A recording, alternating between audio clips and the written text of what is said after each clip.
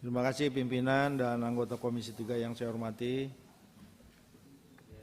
Jampidum, Pak Dr. Fadil dan seluruh jajarannya yang saya hormati. Ada beberapa hal yang ingin saya sampaikan di dalam forum ini.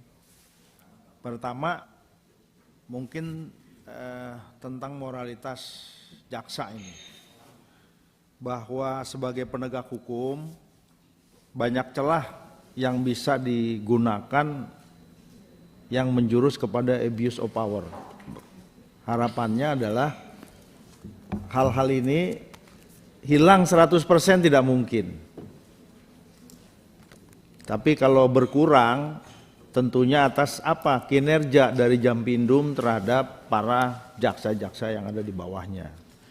Untuk itulah tadi persoalan RJ ini jangan dijadikan sumber ATM bagi rakyat yang memang perkara-perkaranya atas tindak pidana yang dilakukan sesuai dengan syarat-syarat bisa dilaksanakan RJ, jangan mereka dijadikan ATM. Yang berikutnya, saya ingin tanya, tabel rekapitulasi penghentian penuntutan berdasarkan keadilan restoratif justice. Satu, ini kebetulan mungkin buat bukunya buru-buru nih Pak Jampidum, sehingga tidak ada halaman ini. Itu jumlah yang dimaksud di sini jumlah rumah RJ atau perkara RJ. Aceh misalnya ada 270. Saya yakin ini bukan rumah RJ nih sampai sebanyak ini. Termasuk juga Lampung ada 959. Ini mungkin perkaranya nih ya. Jadi mohon klarifikasi. Itu yang pertama soal RJ. Ini masih RJ lagi. RJ itu dibentuk spontan seingat saya ya. Karena banyak perkara-perkara yang memang harus diselesaikan melalui RJ. Karena kalau ditangani secara prosedural dan justitia ini menimbulkan waktu yang lama, anggaran yang tidak mencukupi, sehingga Jaksa Agung menginstruksikan untuk membantu masyarakat di bawah dengan perkara-perkara kecil lakukanlah dengan RJ. Nah akhirnya RJ itu dibentuk. Yang saya tanyakan Pak, itu anggarannya dari mana? Ya saya mengapresiasi memang tindakan dan program yang dilakukan oleh Jaksa Agung. Mudah-mudahan pelaksanaannya juga sesuai dengan prosedural. Karena pemerintah apapun lembaganya itu program itu linier dengan anggaran. Tidak mungkin ada program tanpa anggaran itu. Itu mengenai restoratif justice. Kemudian yang berikutnya tentang strategi optimalisasi penyelamatan keuangan negara. Ini juga kita ngelihatnya tidak ada halaman juga ini Pak. Soal e-tilang. E-tilang ini kan sudah dievaluasi oleh Polri karena keterbatasan infrastruktur. Sehingga kalau itu tetap dilaksanakan kurang maksimal dalam rangka mendisiplinkan rakyat karena infrastrukturnya belum lengkap. Nah di dalam program Jampidum ada kegiatan ini di mana punya program dengan sistem aplikasi e-tilang, sistemnya Simponi Pak, dalam rangka mendukung optimalisasi PNBP tilang. Saya ingin tanya juga dengan tidak adanya e-tilang itu ya, atau mungkin ada tapi tidak maksimal, bagaimana dengan program yang dilakukan oleh Jampidum melalui program aplikasi e-tilang dengan Simponinya Pak. Kemudian yang berikut,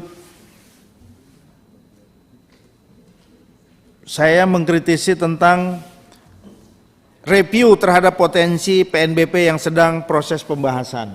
Ini reviewnya, review target, potensi target, atau ada usulan kenaikan dari Jampindum dalam rangka PNBP ini.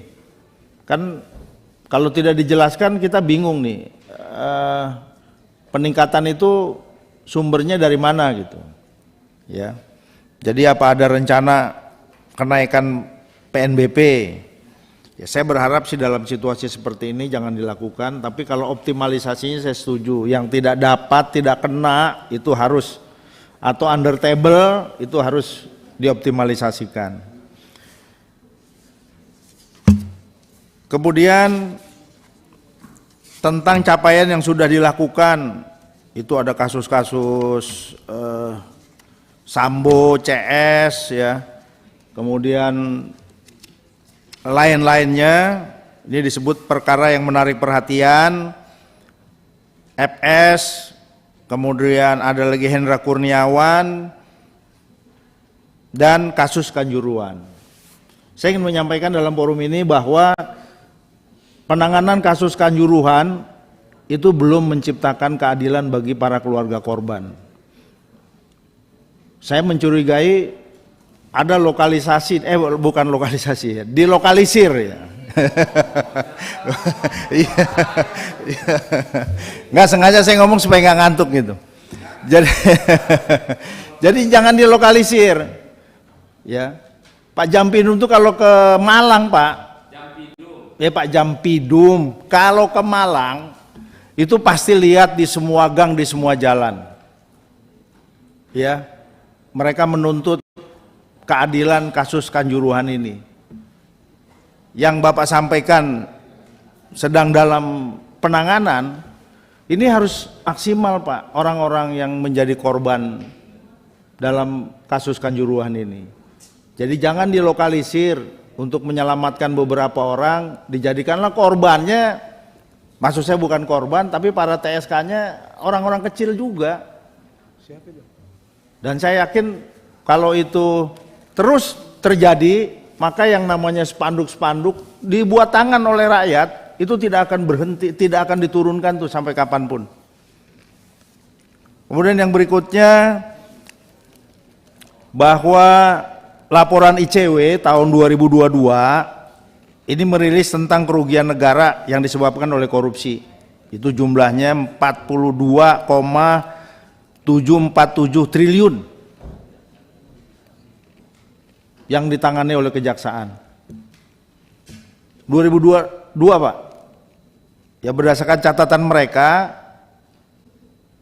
itu belum selesai penanganannya 39 triliun, sekian.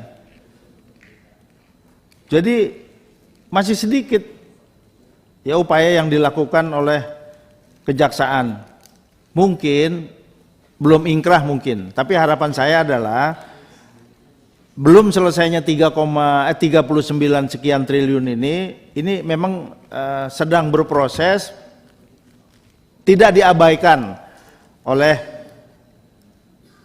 Kejaksaan dalam hal ini di Jampindum. Kemudian yang berikut termasuk juga soal importasi emas. Ini tersangkanya juga dilokalisir.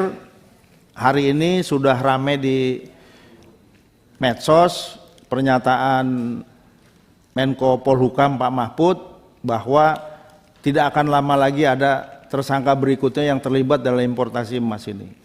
Harapan saya ya setelah forum ini tidak lama kemudian sudah ada,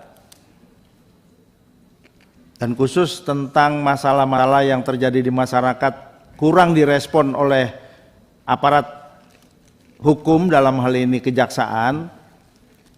Ini jangan sampai slogan di masyarakat bahwa no viral no justice ini terjadi. Kalau ini terjadi seterusnya, maka sebenarnya aparat penegak hukum di Republik ini tidak bekerja. Kenapa? Setelah viral baru tuh ditangani.